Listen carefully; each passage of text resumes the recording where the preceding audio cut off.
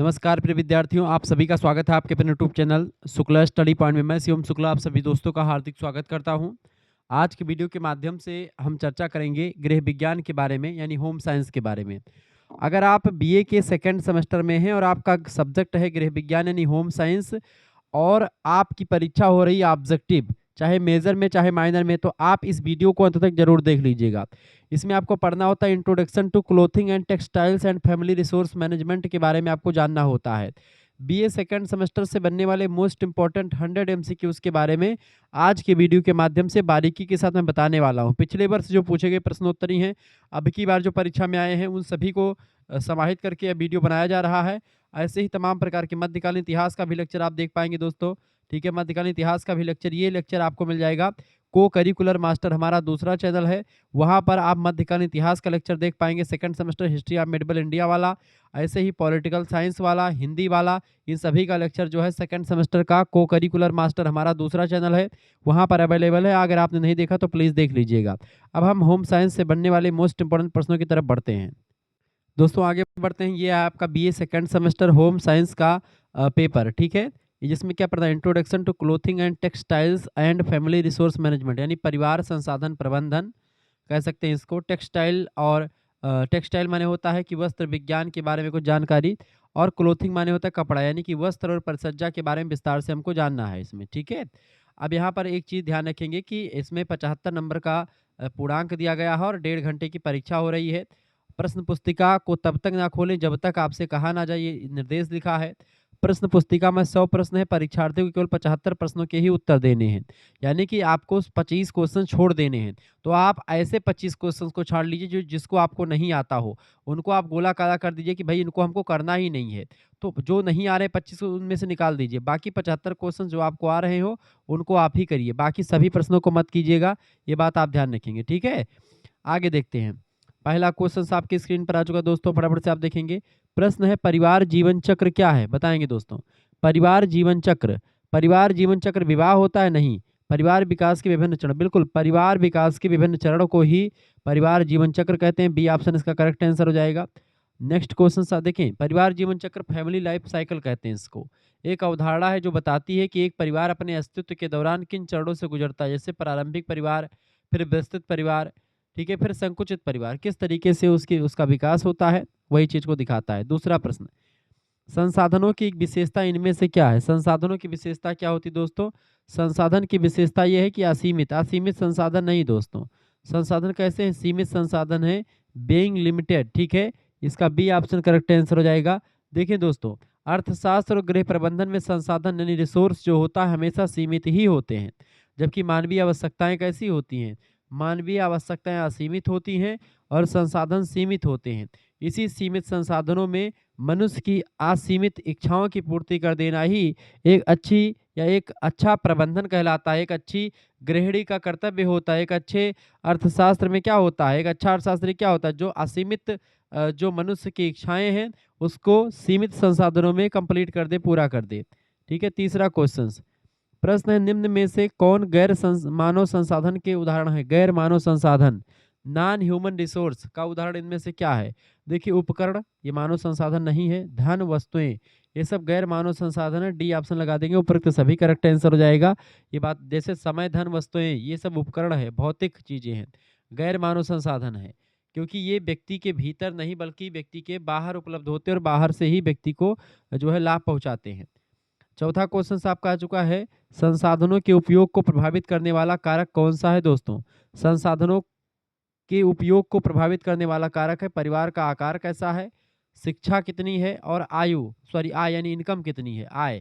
तो ये संसाधनों को प्रभावित करता है। अगर आय ज़्यादा होगी तो संसाधन ज़्यादा होंगे, आय कम होगी संसाधन कम होंगे। दूसरे संसाधन, शिक्षा क्या है, कैसी है, परिवार का आकार कितना छोटा बड़ा है, ये सभी तय करते हैं कि एक प्रकार से किस तरीके से संसाधन को मैनेज किया जाएगा। D option. पांचवा क्वेश्चन आपका आ चुका है, मानवीय संसाधनों की विशेषता इनमें से क्या है? मानवीय संसाधनों की विशेषता यह है कि इन्हें विकसित किया जा सकता है। संसाधनों को हम लोग क्या कर सकते हैं? डेवलप कर सकते हैं। They can be developed. ठीक है, ये समाप्त हो जाते हैं, बिल्कुल समाप्त तो हो जाते हैं, लेकिन मानवीय संसाधन समाप्त नहीं होते हैं, इनमें इनका कोई महत्व नहीं, इन्हें बदला नहीं सकता, ये तीनों गलत हैं। इन्हें विकसित किया जा सकता है मानवीय संसाधनों को, ए ऑप्शन करेक्ट आंसर होगा। छठा प्रश्न आपको समझने से पहले एक चीज़ ध्यान रखेंगे, अगर आपको पीडीएफ प्राप्त करना है, चाहे लिखने वाला, चाहे ऑब्जेक्टिव वाला, तो आप प्राप्त कर सकते हैं बीए सेकंड सेमेस्टर के सभी सब्जेक्ट का, चाहे होम साइंस हो, जियोग्राफी हो, पॉलिटिकल साइंस हो, हिस्ट्री हो, हिंदी हो, संस्कृत हो, या एक प्रकार से आपका शिक्षा शास्त्र हो, समाज शास्त्र हो, मनोविज्ञान हो, गृह विज्ञान हो, सभी का आपको यहाँ पर मिल जाएगा और विथ को करिकुलर यानी को करिकुलर का भी मिल जाएगा। एसएमएस करना है 9984 039 139 इस नंबर पर व्हाट्सएप पर एसएमएस कर दीजिए। क्या एसएमएस करना है दोस्तों? आपको अपना नाम एसएमएस कर देना है, अपनी यूनिवर्सिटी का नाम, अपने सब्जेक्ट के नंबर, आपके सेमेस्टर में है, अपने सेमेस्टर का नाम लिख करके भेज दीजिएगा। जैसे इतना लिख करके भेजेंगे, आपके पास एक क्यूआर कोड स्कैनर भेजा जाएगा, उसी पर आपको 100 रुपये फीस जमा कर देने हैं। जैसे ही 100 रुपये फीस जमा करेंगे, आपको व्हाट्सएप ग्रुप से जोड़ा जाएगा, वहीं पर आपको लाइव क्लास के link, video lecture, PDF note सब कुछ आपको मिलेंगे। ठीक है? और ये चीज़ ध्यान रखें, ये फीस आप खुद भी जमा कर सकती हो, किसी दूसरे से भी आप फीस जमा करवा सकती हो। आपके घर में कोई चलाता है, आपका कोई हित मित्र है, तो आप उससे करवा सकते हैं। ठीक है? तो मात्र 100 रुपये फीस में पूरा सेकंड सेमेस्टर के सभी सब्जेक्ट का नोट्स आपको मिल जाएगा, जो मैं पढ़ाता हूँ। ठीक है? मेजर के सभी सब्जेक्ट और को करिकुलर वाला। माइनर में अलग-अलग सब्जेक्ट जो होगा उसको नहीं, जो मेजर वाले सब्जेक्ट अगर माइनर में है तो मैं उसको पढ़ा दूँगा। जैसे geography, polity, Hindi, history, Sanskrit, अंग्रेजी। अंग्रेजी का भी ऑब्जेक्टिव पीडीएफ आपको 2 पीडीएफ मिल जाएगा। ठीक है? और को करिकुलर कम से कम 5-6 प्रैक्टिस सेट मिल जाएँगे आपको। ऐसे इसके भी 4-5 प्रैक्टिस सेट मिल जाएँगे, मतलब कि सब कुछ आपको मिलता रहेगा। अगर आप इनको पढ़ लेंगे तो कोई किताब या सीरीज लेने की आपको ज़रूरत नहीं पड़ेगी। अच्छा, एक यहाँ पर ऑफर ये भी चल रहा है कि जो बच्चा सेकंड सेमेस्टर, चूँकि अभी पेपर चल ही रहा है, पेपर हो जाएगा, उसके बाद में फिर थर्ड सेमेस्टर प्रारंभ होगा, तो सेकंड एंड थर्ड दोनों की फीस इकट्ठा जमा अगर जो बच्चा करेगा, उसका 50 रुपये कम लगेगा। यानी कि 100 रुपये एक सेमेस्टर की फीस है, तो 2 सेमेस्टर की फीस कितनी हो जाएगी? 200 रुपये। लेकिन जब दोनों का एक साथ फीस जमा करेगा जो बच्चा, अभी ऑफर है इस वीडियो के माध्यम से अगर आप आओगे, तो मात्र 150 रुपये फीस अगर आप जमा करते हैं, तो उसमें सेकंड सेमेस्टर का सभी सब्जेक्ट का नोट्स मिलेगा ही, साथ ही साथ में थर्ड सेमेस्टर वाला व्हाट्सएप ग्रुप बाद में जब आपका सेकंड का पेपर समाप्त होगा, तो थर्ड सेमेस्टर में भी आपको जोड़ा जाएगा और वहीं पर थर्ड सेमेस्टर की लाइव क्लास की लिंक आती रहेगी, वीडियो लेक्चर, पीडीएफ नोट सब कुछ आपको थर्ड सेमेस्टर के मिलते रहेंगे। ठीक है? उसमें क्लास होगी तो उसकी लिंक भी जाती रहेगी। आप अब चूँकि इस समय मॉडल पेपर डिस्कस हो रहे हैं, बाकी थर्ड सेमेस्टर क्लास आपकी उसमें शुरुआत से आप प्राप्त करेंगे, तो ये बड़ा फ़ायदेमंद है आपके लिए। ठीक है? तुरंत एसएमएस करें, देर ना करें। आगे देखते हैं अगला क्वेश्चन। छठा नंबर क्वेश्चन आपका आ चुका है दोस्तों। प्रश्न है, प्रेशर कुकर का सुरक्षा भाग कौन सा होता है? प्रेशर कुकर का सुरक्षा भाग फटाफट से आप बताने का प्रयास, छठा नंबर प्रश्न है, सभी लोग बताने का प्रयास करें। प्रेशर कुकर का क्या है दोस्तों? प्रेशर कुकर का सुरक्षा भाग इनमें से कौन सा है? उसको बोलते हैं सेफ्टी वाल्व। ऑप्शन नंबर इसका ए करेक्ट आंसर होगा। सेफ्टी वाल्व प्रेशर कुकर का सबसे महत्वपूर्ण सुरक्षा कवच होता है। यदि किसी कारणवश से मुख्य वेंट ट्यूब यानी सीटी जो होती जाम हो जाए और दबाव बहुत ज़्यादा बढ़ जाए, तो यह वाल्व पिघल जाता है और फट जाता है, जिससे अतिरिक्त भाप बाहर निकल जाती है और कुकर फटने से बच जाता है। ये सेफ्टी वाल्व इसीलिए लगाया जाता है कुकर में। 7वां नंबर प्रश्न है, घरेलू उपकरणों का सही उपयोग किसमें मदद करता है? दोस्तों, घरेलू उपकरणों का सही उपयोग जो है कार्य कुशलता को बढ़ाने में मदद करता है। ऑप्शन नंबर इसका बी करेक्ट आंसर होगा। सही उपकरणों के उपयोग से क्या होता है? हमारी श्रम की बचत होती है, समय की बचत होती है, जिससे गृहिणी कम थकान के साथ अधिक कार्य शुद्धता के साथ कर पाती है। 8वां क्वेश्चन, घरेलू उपकरणों का चयन करते समय किसका ध्यान रखना चाहिए? घरेलू उपकरणों का ध्यान रखना चाहिए जब भी आप खरीदे कोई घरेलू उपकरण या सामान, तो हम सबसे पहले देखना चाहिए कि उसकी गुणवत्ता अच्छी होनी चाहिए, यानी कि उसकी क्वालिटी अच्छी होनी चाहिए ताकि वो टिकाऊ हो। ठीक है? मजबूती उसमें देखें। साथ ही साथ में वो एक प्रकार से उपयोगिता, घर में उसकी उपयोगिता कितनी है उसके हिसाब से, केवल कीमत या आकार देख करके खरीदारी करना बुद्धिमानी नहीं होता है।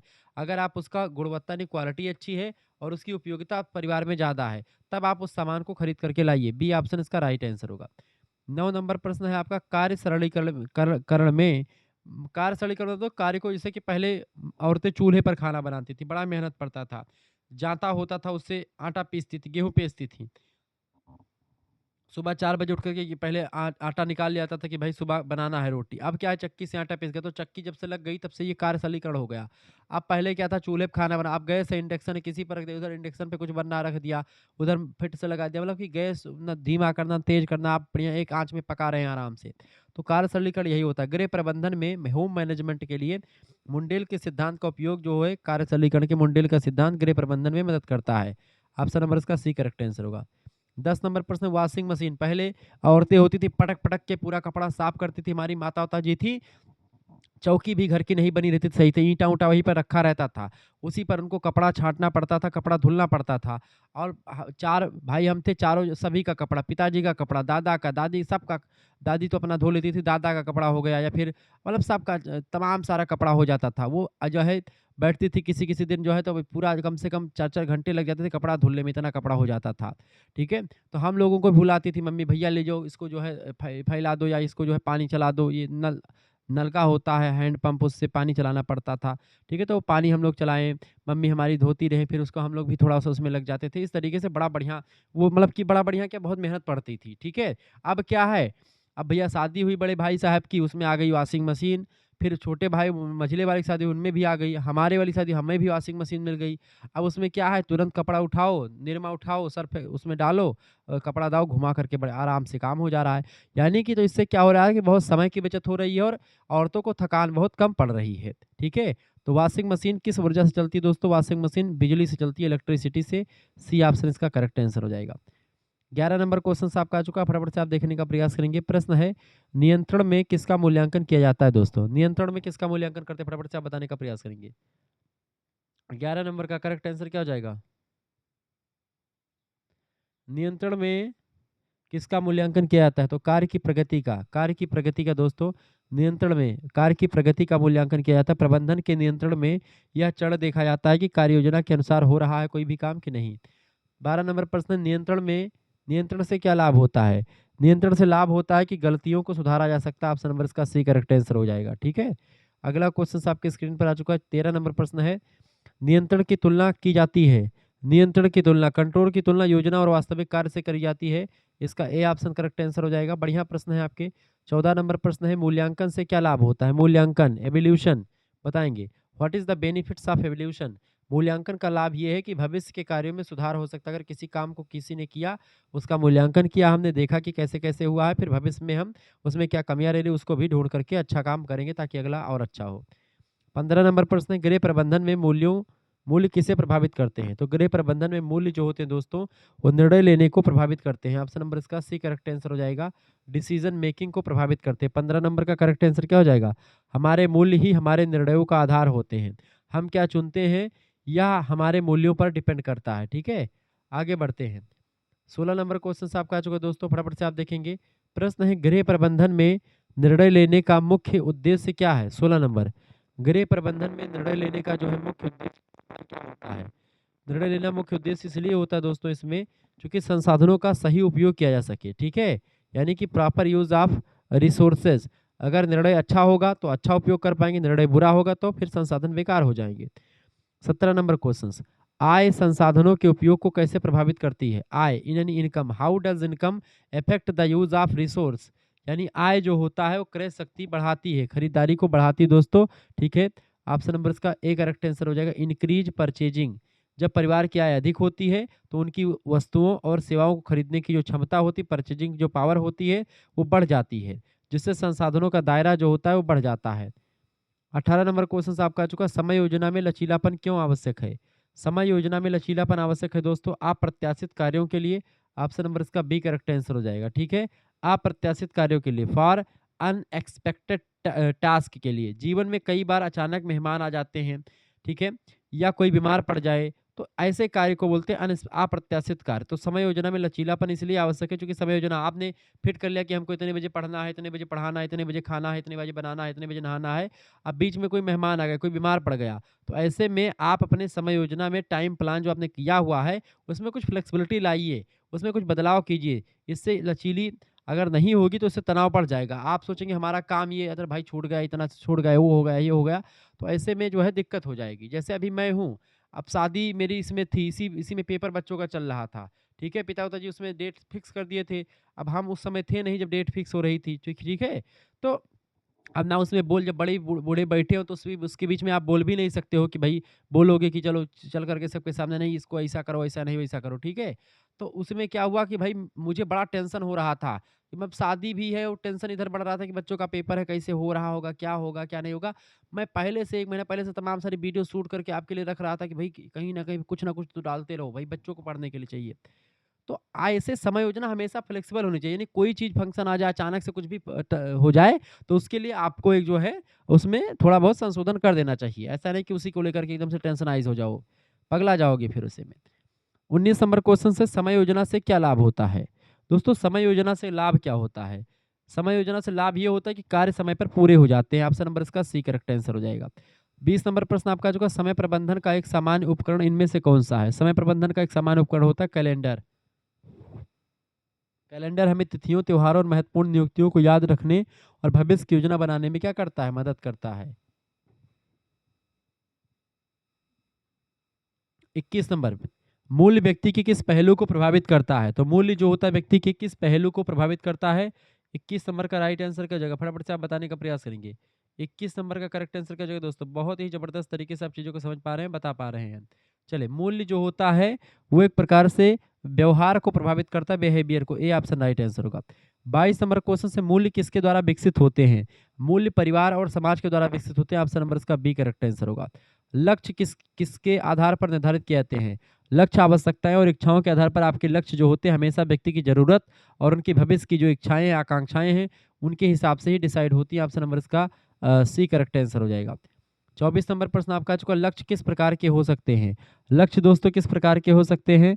लक्ष्य जो होते हैं अल्पकालिक यानी कम समय वाले भी और दीर्घकालिक यानी लंबे समय वाले भी हो सकते हैं। Short term and long term goals हो सकते हैं। आपके करेक्ट आंसर क्या हो जाएगा? ए ऑप्शन इसका बिल्कुल राइट आंसर हो जाएगा। ठीक है, ये अल्पकालिक जैसे आज का काम पूरा कर लेना, आज का काम आज ही कर लेना, ये हो गया अल्पकालिक लक्ष्य। दूसरा होता है दीर्घकालिक, जैसे डिग्री हासिल करना या घर खरीदना, ये दीर्घकालिक लक्ष्य होता है।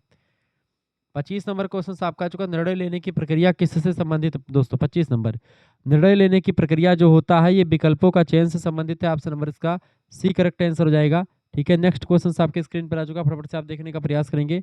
आगे देखते हैं अगला क्वेश्चन। 26 नंबर प्रश्न है गृह प्रबंधन का उद्देश्य क्या है? गृह प्रबंधन का दोस्तों उद्देश्य क्या है? फटाफट से आप बताने का प्रयास। 26 नंबर का राइट आंसर कौन बताएगा? बिल्कुल, 26 नंबर का करेक्ट आंसर क्या हो जाएगा आपका? गृह प्रबंध का मुख्य उद्देश्य होता है परिवार की आवश्यकताओं को पूरा करना। इसका बी ऑप्शन बिल्कुल राइट आंसर होगा।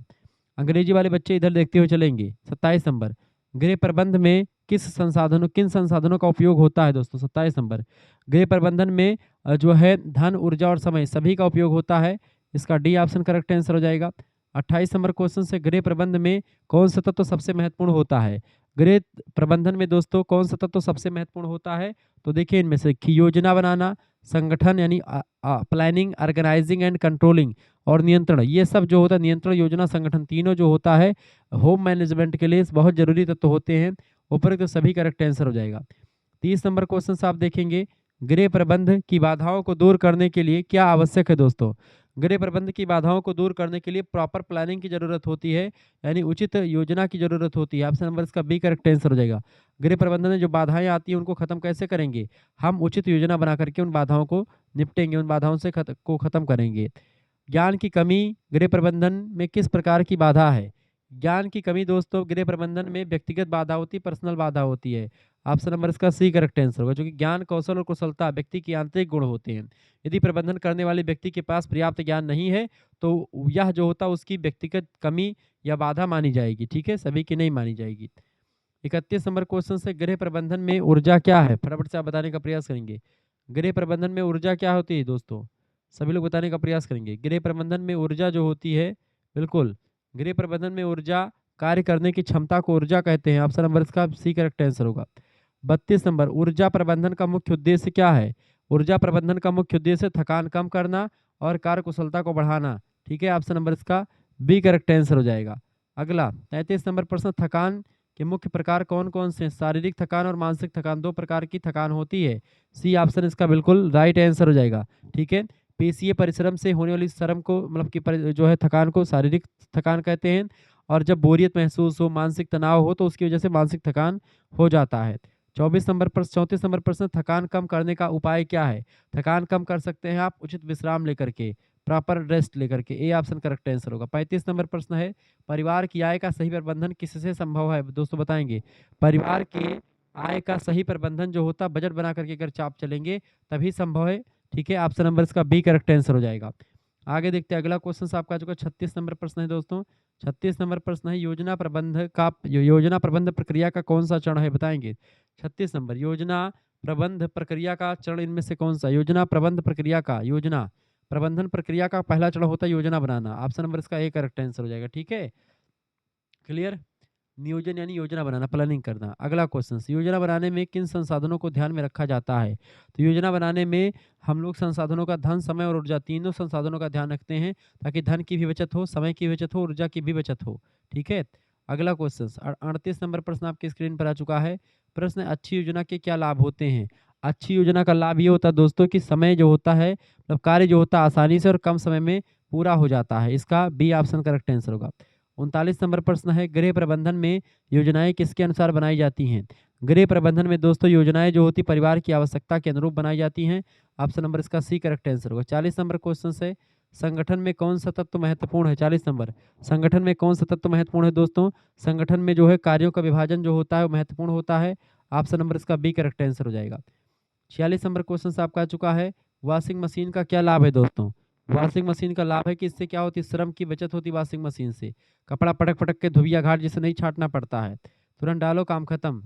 अगला, वैक्यूम क्लीनर किस सिद्धांत पर काम करता है? वैक्यूम क्लीनर जो है सक्शन के काम पर काम करता है, संकसन। ठीक है, वैक्यूम क्लीनर सक्शन यानी खिंचाव या चूषण के सिद्धांत पर काम करता है, जिससे यह धूल को अंदर खींच लेता है। ठीक है, सी ऑप्शन करेक्ट आंसर होगा। 48 नंबर, वैक्यूम क्लीनर किस कार्य को सरल बनाता है? वैक्यूम क्लीनर जो होता है साफ सफाई को जो है वो आसान बनाता है। ऑप्शन नंबर इसका सी करेक्ट आंसर हो जाएगा। इसका उपयोग फर्श, कालीन और पर्दों की धूल साफ करने के लिए प्रयोग करते हैं वैक्यूम क्लीनर।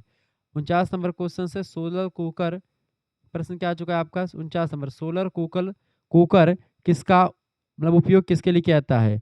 सोलर कुकर का उपयोग खुले धूप वाले स्थान के लिए किया जाता है। ठीक है, खाना पकाने के लिए नहीं। 49 नंबर करेक्ट आंसर कहाँ, खाना पकाने के लिए करते हैं सोलर कुकर का उपयोग। ठीक है, सोलर कुकर का उपयोग कहाँ किया जाता है दोस्तों? तो धूल अब खुले धूप वाले स्थान पर करते हैं, सनी प्लेस, जहाँ पर सूर्य भगवान का प्रकाश आएगा वहीं पर वो खाना पकेगा। धूप में रख दो सोलर कुकर को, आराम से खाना पक जाएगा आपका। 51 नंबर क्वेश्चन आपका आ चुका, धागा बनाने की प्रक्रिया में रेशों को आपस में जोड़ने के लिए दिया जाता, तो अभी तक होम जो है ये क्या था आपका, फैमिली रिसोर्स मैनेजमेंट से था। अब टेक्सटाइल्स वगैरह से प्रश्न आएंगे। अब देखिए प्रश्न आपका आ चुका दोस्तों 51 नंबर, देखेंगे।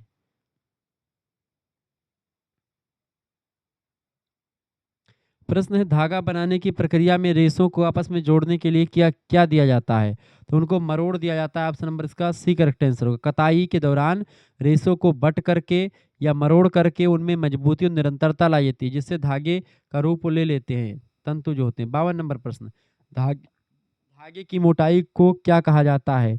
धागे की मोटाई को यार्न काउंट कहते हैं। ऑप्शन नंबर इसका बी करेक्ट आंसर हो जाएगा दोस्तों। ठीक है, यार्न काउंट धागे की सूक्ष्मता या मोटाई का माप होता है। यह बताता है किसी एक निश्चित वजन में धागे की लंबाई कितनी होती है। ये बताता है आपका यार्न काउंट। 53 नंबर, अच्छा धागा बनाने के लिए कौन सा गुण आवश्यक है दोस्तों? अच्छा धागा बनाने के लिए पर्याप्त लंबाई और मजबूती की जरूरत होती है। ऑप्शन नंबर इसका सी करेक्ट आंसर होगा। 54 नंबर प्रश्न है, बुनाई के प्रयोग होने वाले दो मुख्य धागे कौन कौन से होते हैं? बुनाई में प्रयोग होने वाले दो मुख्य धागे इनमें से होते ताना और बाना। ताना जो होता है वो लंबा वाला, बाना जो है बेड़ बेड़ वाला। जैसे ताना ये हो गया और बाना ये हो गया, बुनाई फटाफट से कंप्लीट। ठीक है, ये बुनाई कंप्लीट। ठीक है, इस तरीके से एक लंबा एक बेड़ धागा ऐसे चलता है। बुनाई करने के लिए किस मशीन का उपयोग करते हैं दोस्तों? सिलाई मशीन का उपयोग करते हैं बुनाई करने के लिए। 55 नंबर करेक्ट आंसर क्या जगह से, एक मिनट। बुनाई करने के लिए देखिए किसका मशीन कर, लूम का प्रयोग करते हैं। देखें, लूम या करघा उपकरण है जिस पर ताने और बाने के धागे को आपस में गूंथ करके कपड़ा तैयार करते हैं। ये होता है दोस्तों क्या, ये होता है लूम कहते हैं उसको। क्या कहा जाता है उसको? आगे देखते हैं। 56 नंबर प्रश्न आपका आ चुका, बुनाई की प्रक्रिया में बनाने के धागे को ले जाने वाला उपकरण क्या है? बताएंगे, फटाफट से आप बताने का प्रयास करेंगे। बुनाई की प्रक्रिया में बाने के धागे को ले जाने वाला उपकरण इनमें से क्या होता है? उसी को बोलते हैं शटल। ऑप्शन नंबर इसका करेक्ट है। शटल एक छोटा उपकरण होता है जिसके अंदर बाने का धागा भरा होता है, या ताने के धागे को बीच में तेजी के साथ जो है इधर उधर गुजारता है। ठीक है, ड्राफ्टिंग किस पर आधारित होता है? ड्राफ्टिंग ड्राफ्टिंग किस आधार पर की जाती है दोस्तों? ड्राफ्टिंग जो होता है शरीर के माप के आधार, बॉडी मेजरमेंट के आप पर आपका एक ड्राफ्ट बना लिया जाता है चाक या छुरी से, ताकि उसी हिसाब से आपका ब्लाउज, आपका पैंट, आपका शर्ट सीना होता है। शरीर के माप, बॉडी मेजरमेंट, ए ऑप्शन इसका करेक्ट आंसर हो जाएगा। ड्रेपिंग से क्या लाभ है दोस्तों? 58 नंबर, ड्रेपिंग ड्रेपिंग से लाभ होता है, परिधान की बेहतर फिटिंग हो जाती है। ठीक है, ऑप्शन नंबर इसका डी करेक्ट आंसर हो जाएगा। ड्रेपिंग में कपड़े को सीधे डमी पर चढ़ा करके डिज़ाइन किया जाता है, जिससे कपड़े के गिरने और फिटिंग का सही अंदाज़ा जो है लग जाता है कि कितना क्या चाहिए। एक बढ़िया मनुष्य के जैसा होता है, उस पर चढ़ा करके उसको चेक करते पहले। ड्राफ्टिंग से तैयार किए गए डिज़ाइन को क्या कहा जाता है? ड्राफ्टिंग से तैयार किए गए डिज़ाइन को दोस्तों पैटर्न कहते हैं। क्या कहते हैं उसी को? पैटर्न। ऑप्शन नंबर इसका सी करेक्ट आंसर हो जाएगा। ठीक है? जब ड्राफ्टिंग पूरी हो जाती है तो उसे काट करके जो खाका निकाला जाता है उसी को पैटर्न कहते हैं, जिसे कपड़े पर रख करके कटाई करी जाती है और उसके बाद में फिर उसको सिला जाता है। 60 नंबर।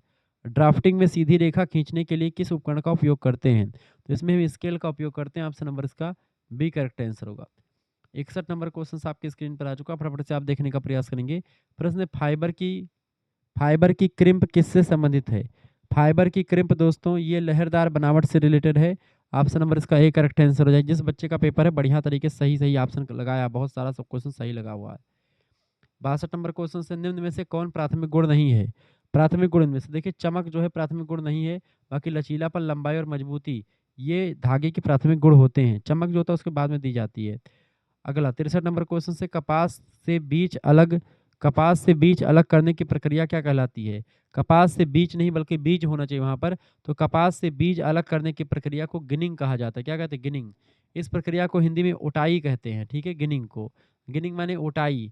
इसे कपास के रेशों को उनके बीजों यानी बिनौले से मशीन के द्वारा या हाथों के द्वारा हम अलग करते हैं। 64 नंबर क्वेश्चन से, कपास की मुख्य विशेषता क्या है दोस्तों? कपास की मुख्य विशेषता है क्या? अधिक अवशोषण क्षमता होती है किसके पास? कपास के पास। ठीक है, सूती कपड़ा पसीने और नमी को बहुत जल्दी सोख लेता है, इसलिए गर्मियों के लिए सबसे आरामदायक कपड़ा सूती वाला ही होता है, कपास का। 65 नंबर, लिनन का रेशा किस पौधे से किस भाग से प्राप्त होता है? तो लिनन का रेशा पौधे के किस भाग से प्राप्त होता है? तने से प्राप्त होता है दोस्तों। किससे? तने से। और तना किसका होता है? फ्लेक्स नाम का एक पौधा होता है। ठीक है, तने को गला करके इसके रेशे जो है निकाले जाते हैं, ये बात आप ध्यान रखेंगे। आगे बढ़ते हैं। 66 नंबर क्वेश्चन आपका आ चुका है, फटाफट से आप देखेंगे। 66 नंबर क्वेश्चन आपका आ चुका है। वीडियो को लाइक कर दीजिएगा, चैनल पर अगर नए हैं तो प्लीज़ चैनल को सब्सक्राइब कर दीजिएगा। 66 नंबर क्वेश्चन आपका आ चुका है दोस्तों। वीडियो को लाइक और शेयर करते रहिएगा, लाइक भी कर दीजिएगा, शेयर भी कर दीजिएगा। प्रश्न है, नायलॉन का उपयोग सामान्यतः किसके लिए करते हैं दोस्तों? नायलॉन का उपयोग सामान्यतः जो है किसके लिए करते हैं? रस्सियाँ और जाल बनाने के लिए। ऑप्शन नंबर इसका सी करेक्ट आंसर हो जाएगा। मजबूत रेशा होता है ये नायलॉन का। 67 नंबर प्रश्न है, पॉलिएस्टर का निर्माण मुख्यतः किससे किससे किया जाता है? पॉलिएस्टर का निर्माण मुख्यतः किससे किया जाता है दोस्तों? तो पेट्रोकेमिकल पदार्थों से किया जाता है। 67 नंबर का करेक्ट आंसर क्या हो जाएगा? ए ऑप्शन इसका बिल्कुल राइट आंसर हो जाएगा। अगला क्वेश्चन से आपका 68 नंबर प्रश्न है, एक्रिलिक की कौन सी विशेषता इसे लोकप्रिय बनाती है? 68 नंबर, एक्रिलिक की कौन सी विशेषता इसको लोकप्रिय बनाती है? तो उसका टिकाऊपन हो गया, गर्मी बनाए रखना और हल्का और मुलायम, ये सब जो होता है ये एक प्रकार से क्या करता है? ये एक्रिलिक की विशेषता होती है, लोकप्रिय बनाती है उसको। डी ऑप्शन इसका करेक्ट आंसर हो जाएगा। 69 नंबर क्वेश्चन से, रियान की मुख्य विशेषता क्या है? 69 नंबर, रियान की मुख्य विशेषता मुलायम और चमकदार होता है, इसका बी ऑप्शन करेक्ट आंसर हो जाएगा। 70 नंबर क्वेश्चन से आपका आ चुका है, रेशों को धागे में बदलने की प्रक्रिया क्या कहलाती है? रेशों को धागे में बदलने की प्रक्रिया दोस्तों उसी को स्पिनिंग यानी कताई कहते हैं। ऑप्शन नंबर इसका बी करेक्ट आंसर होगा। क्या बोलते हैं उसको? स्पिनिंग बोलते हैं, कताई। आगे बढ़ते हैं 71 नंबर क्वेश्चन। आगे बढ़ते हैं, अगला क्वेश्चन आपके स्क्रीन पर आ चुका है, फटाफट से आप देखने का प्रयास करेंगे। वीडियो को लाइक कर दीजिएगा। हमारा दूसरा चैनल है को करिकुलर मास्टर, उसको आप सब्सक्राइब जरूर कर लीजिएगा।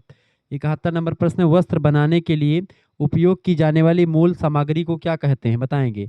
वस्त्र बनाने के लिए उपयोग की जाने वाली मूल सामग्री को रेशा कहते हैं, फाइबर कहते हैं। क्या कहते हैं? रेशा कहते हैं यानी फाइबर। 1 मिनट, डी ऑप्शन में दिया रेशा, करेक्ट आंसर हो जाएगा डी ऑप्शन। रेशा वस्त्र विज्ञान की सबसे छोटी और बुनियादी इकाई है।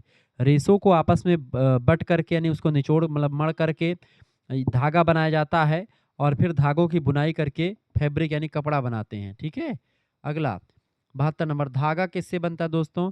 धागा जो है रेशों से बनता है, धागा। ठीक है, ठीक है, तो ये बात ध्यान रखेंगे। तो देखिए जो है रेशों को आपस में बट करके धागा बनता है, धागों से कपड़ा बनता है। ठीक है, अच्छा धागा किससे बनता है? रेशों से बनता है। अगला 73 नंबर प्रश्न है, वस्त्र का मुख्य उद्देश्य क्या है? वस्त्र का मुख्य उद्देश्य होता है शरीर को ढकना और हमारे शरीर की सुरक्षा करना। ऑप्शन नंबर इसका ए करेक्ट आंसर होगा। 74 नंबर प्रश्न आपका आ चुका है, वस्त्र व्यक्ति की किस बात को दर्शाते हैं? वस्त्र जो होते हैं व्यक्ति की जो है व्यक्तित्व को दर्शाते हैं, सामाजिक स्थिति को भी दिखाते हैं। अगर आप अच्छा कपड़ा पहनेंगे तो लोग एक प्रतिष्ठित व्यक्ति है। आपके कल्चर को दिखाते हैं, संस्कृति। जैसे मुसलमान लोग कुर्ता पैजामा पहनते हैं, लंबा पठानी सूट, और हिंदू लोग कुर्ता और धोती और अंगोछा रखते हैं, वो टोपी लगाते हैं, अंगोछा लगते हैं। तो ये संस्कृति का भी परिचायक है वस्त्र। डी ऑप्शन पर सभी करेक्ट आंसर होगा। वहीं पर आप देखते हैं जो इंग्लैंड वगैरह के लोग हैं वो कोट पैंट टाई में रहते हैं। विद्यालय में यूनिफॉर्म पहनने का उद्देश्य क्या है? 75 नंबर। विद्यालय में यूनिफॉर्म पहनने का उद्देश्य होता है समानता और अनुशासन। ऑप्शन नंबर इसका बी करेक्ट आंसर हो जाएगा। 76 नंबर क्वेश्चन आपके स्क्रीन पर आ चुका है।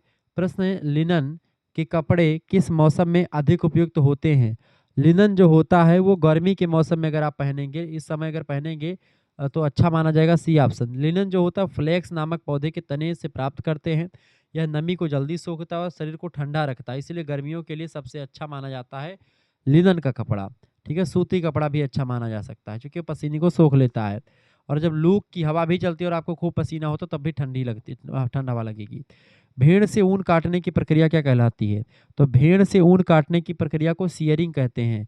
ऑप्शन नंबर इसका डी करेक्ट है। जीवित भेड़ के शरीर से बालों को उतारने की प्रक्रिया को सियरिंग कहते हैं। आमतौर पर बसंत ऋतु में जो है भेड़ों के शरीर से ऊन उतारा जाता है। 78 नंबर। ऊन का मुख्य गुण क्या होता है दोस्तों? ऊन का मुख्य गुण होता है ये गर्मी प्रदान करता है, ठंडी के महीने में इसको पहनते हैं लोग। 79 नंबर क्वेश्चन से, ऊन का मुख्य रासायनिक घटक। ऊन का मुख्य रासायनिक घटक होता है प्रोटीन। ठीक है, सी ऑप्शन इसका करेक्ट आंसर हो जाएगा। ऊन और रेशम दोनों प्राणिज रेशे हैं, और ऊन जो होता है मुख्य रूप से क्रिएटिन नमक प्रोटीन से बनता है। किससे बनता है? क्रिएटिन नमक प्रोटीन से। अच्छा, क्रिएटिन जो होता है जो बाल और नाखूनों में पाया जाता है, क्रिएटिन जो है उसी से बनता है ये। 80 नंबर क्वेश्चन से, रेशम के कीड़े का मुख्य भोजन क्या है? रेशम के कीड़े का मुख्य भोजन है शहतूत के पत्ते। शहतूत के पत्ते पर रहते हैं, उसी को ये खाते हैं। रेशम उत्पादन में सेरीकल्चर, रेशम उत्पादन को क्या कहते हैं? सेरीकल्चर। ठीक है, बॉम्बिकस मोरी नामक रेशम का कीड़ा विशेष रूप से शहतूत की पत्तियों पर ही पाला जाता है। अगला क्वेश्चन 81 नंबर क्वेश्चन है, ट्विल बुनाई की पहचान क्या है? 81 नंबर। ट्विल बुनाई, ट्विल बुनाई में क्या होता है? तिरछी रेखाएं आपको दिखाई पड़ती हैं। ठीक है, डी ऑप्शन करेक्ट आंसर। धागों को इस तरह से पिरोया जाता है इसमें कि कपड़े की सतह पर तिरछी धारियां दिखाई देती है। जैसे जीन्स ट्विल बुनाई का सबसे अच्छा उदाहरण होता है जीन्स। 82 नंबर क्वेश्चन है, नीटिंग में धागे कि किस रूप का उपयोग होता है? नीटिंग, नीटिंग जो होता है दोस्तों उसमें धागे के लूप रूप का प्रयोग होता है। लूप। ऑप्शन नंबर इसका बी करेक्ट आंसर हो जाएगा। बुनाई में बेबिंग में बुनाई हो सकता है, दो धागे लगते हैं बुनाई में, बेबिंग में, लेकिन नीटिंग में एक लूप बना करके कपड़ा तैयार कर किया जाता है। जैसे स्वेटर बुनना जो होता है वो नीटिंग कहलाता है, कपड़े की बुनाई करना नीटिंग कहलाता है। ठीक है, ये बात ध्यान रखेंगे। और वस्त्रों की बुनाई करना बेबिंग कहलाता है। नीटिंग जो होता है वो ऊन से बुनाई करने को कहते हैं। नीटिंग से बने कपड़ों की मुख्य विशेषता क्या होती है? ये अधिक फ्लेक्सिबल होता है, हाई इलास्टिसिटी होती है, अधिक लचीलापन होता है। बी ऑप्शन करेक्ट आंसर हो जाएगा। 84 नंबर क्वेश्चन आपका आ चुका। फेल्टिंग मुख्यतः किस रेशे से बनता बताएं? फेल्टिंग मुख्यतः किस रेशे में होती है? फेल्टिंग जो होता है ऊन में अधिक पाई जाती है। ए ऑप्शन करेक्ट आंसर हो जाएगा। 85 नंबर क्वेश्चन है, नॉन वोवन फैब्रिक में रेशों को जोड़ने के किसका उपयोग किया जाता है? 85 नंबर, फटाफट से आप बताएंगे। नॉन वोवन फैब्रिक में रेशों को जोड़ने के लिए किसका उपयोग किया जाता है दोस्तों? तो गर्मी और दबाव का उपयोग करते हैं। बी ऑप्शन इसका राइट आंसर हो जाएगा। अगला 86 नंबर क्वेश्चन आपका आ चुका है। लेआउट से क्या लाभ होता है दोस्तों? लेआउट से लाभ होता है कपड़े की बर्बादी कम होती है। बी ऑप्शन इसका करेक्ट आंसर हो जाएगा। 87 नंबर क्वेश्चन आपका आ चुका है दोस्तों। प्रश्न है, यदि कपड़ा टेढ़ा हो तो क्या समस्या हो सकती है? 87 नंबर। यदि कपड़ा टेढ़ा हो दोस्तों तो कपड़े की कटिंग गलत हो सकती है। इसका डी ऑप्शन करेक्ट आंसर हो जाएगा। अगला 88 नंबर क्वेश्चन है, निम्न में से कौन सा कपड़ा अधिक सिकुड़ सकता है? बताएंगे। 88 नंबर। निम्नलिखित में से कौन सा कपड़ा अधिक सिकुड़ सकता है? तो कपास जो होता है दोस्तों अधिक सिकुड़ सकता है। सी ऑप्शन करेक्ट आंसर हो जाएगा। 89 नंबर क्वेश्चन आपका आ चुका। प्री सीकिंग के लिए समानता किस विधि का उपयोग किया जाता है? 89 नंबर। प्री सीकिंग के लिए हम लोग कपड़े को धोना क्या करते हैं? कपड़े को धोते हैं। ऑप्शन नंबर इसका सी करेक्ट आंसर होगा। 90 नंबर प्रश्न है, डेपिंग में कपड़े को सही स्थान पर रखने के लिए किसका उपयोग किया जाता है? ड्रेपिंग। ड्रेपिंग में जो है कपड़े को रखने के लिए, ड्रेपिंग एक ऐसी कला है जिसमें कपड़े को सीधे पुतले पर रख करके डिजाइन किया जाता है। उसे रोकने के लिए ड्रेस मेकर जो होता है पिन्स का प्रयोग करते हैं। पिन। ऑप्शन नंबर इसका बी करेक्ट आंसर हो जाएगा। 91 नंबर क्वेश्चन आपकी स्क्रीन पर आ चुका है। वीडियो को लाइक और शेयर करते रहेंगे। वस्त्र हमारे दैनिक जीवन में किस प्रकार की सुविधा प्रदान करते हैं? तो वस्त्र हमारे जीवन में किस प्रकार की सुविधा प्रदान करते हैं दोस्तों? वस्त्र हमारे जीवन में सुरक्षा, आकर्षण और आराम तीनों प्रदान करते हैं। उपरोक्त सभी करेक्ट आंसर होगा। 92 नंबर प्रश्न है, निम्न में से कौन प्राकृतिक रेशा है? इनमें से प्राकृतिक रेशा कपास दोस्तों एक प्राकृतिक रेशा होता है, ये ऑप्शन करेक्ट आंसर होगा। कपास सीधे पौधे से यानी प्रकृति से मिलता है, जैसे पॉलिएस्टर, नायलॉन, एक्रिलिक, ये सब रसायन ले से होते हैं। ठीक है। 93 नंबर प्रश्न है, ऊन किस प्रकार का रेशा है दोस्तों? ऊन जो होता है वो प्रभु रेशा होता है, एनिमल फाइबर होता है। ये ऑप्शन करेक्ट आंसर हो जाएगा। एनिमल फाइबर करेक्ट आंसर क्या हो जाएगा इसका? पशु रेशा, ये ऑप्शन करेक्ट आंसर होगा। 94 नंबर प्रश्न है, कपास किस स्रोत से प्राप्त होता है? कपास जो होता है दोस्तों पौधे से प्राप्त होता है, सी ऑप्शन करेक्ट आंसर हो जाएगा। ठीक है। कपास किससे? कपास का रेशा कपास के पौधे के बीज वाले हिस्से से, कॉटन बॉल से प्राप्त होता है, इसीलिए वह वानस्पतिक रेशा माना जाता है। अगला क्वेश्चन 95 नंबर क्वेश्चन से, निम्नलिखित में से कौन सा मानव निर्मित रेशा है? मानव निर्मित रेशा इनमें से कौन सा दोस्तों? नायलॉन जो है वो मानव निर्मित रेशा होता है, ऑप्शन नंबर इसका बी करेक्ट आंसर होगा। पहला पूर्ण रूप से सिंथेटिक रेशा है। चित्र में रेशम पर जो टिक लगा गलत लगा हुआ है। ठीक है, ये बात आप ध्यान रखेंगे। आगे देखते हैं, अगला क्वेश्चन आपका आ चुका है 96 नंबर प्रश्न आपका आ चुका है दोस्तों। प्रश्न है, पीनिंग के दौरान कपड़े के कितने टुकड़े जोड़े जा सकते हैं? पीनिंग पीनिंग जो होता है दोस्तों, इसका उपयोग दो या दो से अधिक कपड़ों की परतों को सिलाई से पहले एक साथ स्थिर करने के लिए किया जाता है। ठीक है, तो दो या दो से अधिक टुकड़े को जोड़ने के लिए पिनिंग प्रक्रिया का प्रयोग करते, दो या दो से अधिक, सी ऑप्शन इसका करेक्ट आंसर होगा। 97 नंबर क्वेश्चन से, मार्किंग किस प्रक्रिया का हिस्सा है?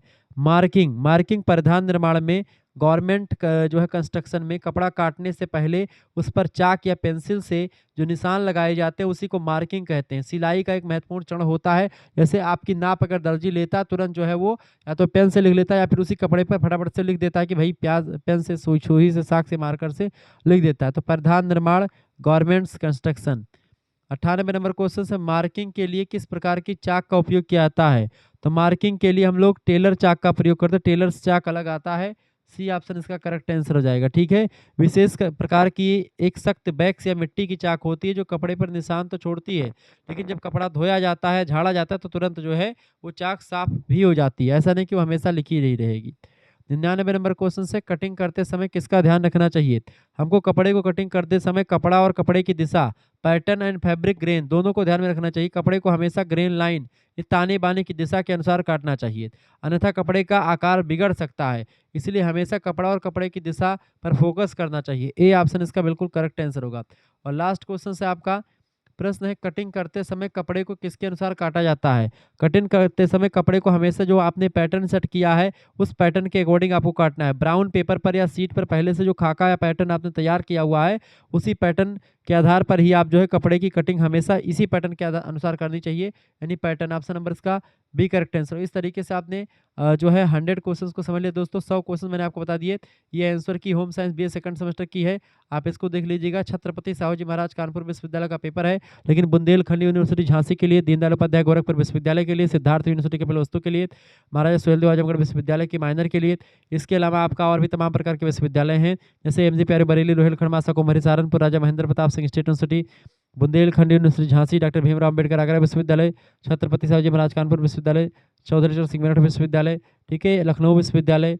ऐसे तमाम प्रकार के विश्वविद्यालय जिनका पेपर आपका ऑब्जेक्टिव होता है, उन सभी के लिए लेक्चर बहुत ही महत्वपूर्ण है, ये बात आप ध्यान रखें। आंसर की भी मैंने दे दिया हुआ है, तो इसको भी देख लीजिएगा। ठीक है, चलिए फिर मिलते हैं हम नेक्स्ट वीडियो में। तब तक के लिए जय हिंद, जय भारत। आप सभी का बहुत बहुत धन्यवाद। हमारे से जुड़ने के लिए इसी प्रकार से अपना प्यार दुलार हमेशा बना रखेंगे। वीडियो को लाइक और शेयर जरूर कर दीजिएगा। धन्यवाद।